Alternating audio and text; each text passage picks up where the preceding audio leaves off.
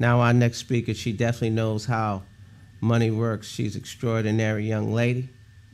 Finance expert, Dr. Bridgett McBride. Let me Hello? put her up. There you go. How are you, Miss McBride?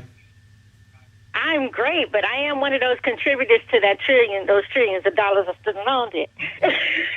But you got revenue coming in. That's the good debt. Hey, I know how to maneuver the system and get where I need to go with that thing. But I'm not worried about my debt. It's going to be taken care of shortly. Exactly. People get ready. That's the topic. Jump right in. Good evening, morning, afternoon, whatever time you seem to be listening to this. People get ready. I'm still with Curtis Mayfield. I love his music, and I love his message. And so he has this song, "People Get Ready." There's a train a coming. You don't need no ticket. You just get on board. And so these are the things that we need to do. We need to get ready for whatever's happening or prepare ourselves for the future, the financial future, the economic future, or whatever future we have coming with this country. You have to be ready. If you're looking for opportunities, or you're praying for opportunities, or you're doing your visualizations and your meditations, those opportunities and blessings are going to be there. But when they come, are you ready? So people, you need to get ready, because there's a train coming. We're being blessed every day. Opportunities are being bestowed upon us every day. And you need to be ready for whatever may happen before you. Because as our mentor Craig Buchanan tells you, that millionaires move. You don't have time to wait. So we need to be prepared ahead of time. And so you start sitting down with your strategy. You start planning things out and put things down on paper at what time you need to get this done. Know exactly what you owe and who you owe. And figure out a strategy to get those things resolved so that you're prepared to make a move when it's necessary to make those moves. I dealt with a client today, which happens to be a not-for-profit, and they had not prepared. The air conditioner went out. Well, in a big facility, air conditioning can cost you thousands and thousands of dollars. But because of the way they strategized their processes and their programming, they did not have the funding available right then. They had to go to members of their organization and say, could you please help us with this so we can get this taken care of? So they weren't ready. So you need to be ready for what's coming ahead. You need to prepare for what's going to be bestowed upon you. You need to be ready for opportunities. And people, one of the verses of the song is, faith is the key. We sit here and we say we're believers. We have a Most High. We meditate. We pray. We visualize. But you got to get out on that faith, because you're gonna have to trust your faith. One of the things I posted this week is, when God gives you opportunity, He's not looking at your bank account; He's checking your faith. So when things are presented before you, be ready, get ready, and step out on faith and see what you can do. So people, get ready. There's a train coming. Woo, Mr. C, you better get on board. Boy, Dr. McBride brings the heat. At the end of the day, results count. And if you want results, you got to spend time with individuals who have gotten results. This young lady has incredible results. Dr. Bridgett McBride, educator, finance expert. What's the topic tonight, Dr. McBride? To be young, gifted, and black. Jump right in. Good evening, everyone. I am on the East Coast. Fortunately, I'm not in the eye of the storm, but I am on supposedly having some effects from the storm later on. But tonight's topic is to be young, gifted, and black. And if you know anything about, I'm still in my music phase. Nina Simone wrote these words. And if you ever listen to Nina Simone, you know how deep she is. And so this song, To Be Young, Gifted, and Black, I think was probably a spinoff from Lorraine Hansberry's play that her ex-husband put out after she passed away in 1969, that was entitled the same thing, that included a lot of her literary works. But to be young, gifted, and black is very, very important for us to understand, because we have a lot of youth that are not understanding their role, or understanding their leadership, or understanding their gifts. And we need to somehow put that in them and instill in them how great they really are. I had a mentor several years ago. Her name was Cynthia McKinney, and she was a U.S. Senator. A U.S. representative for the state of Georgia.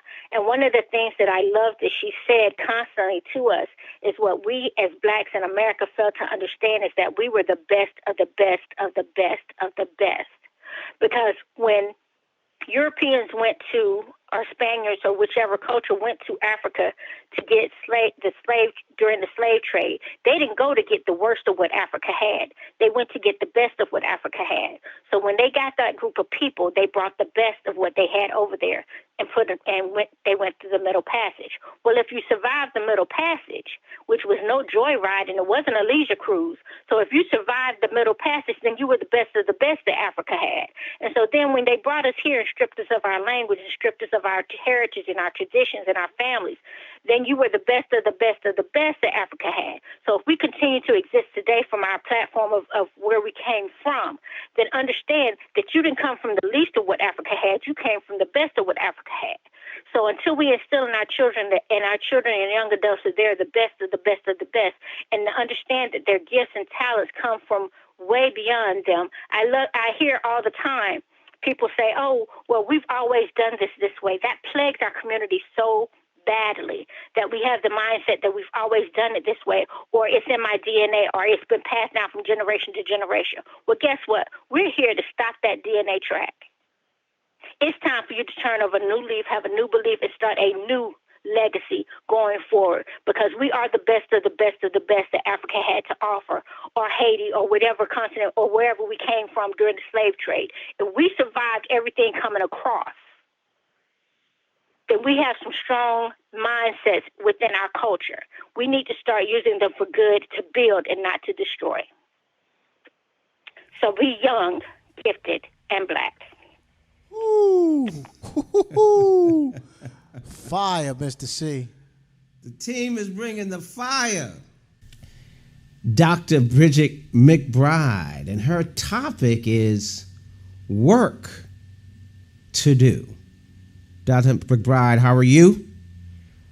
I'm wonderful. How are you? Absolutely incredible. Work to do. Jump right in.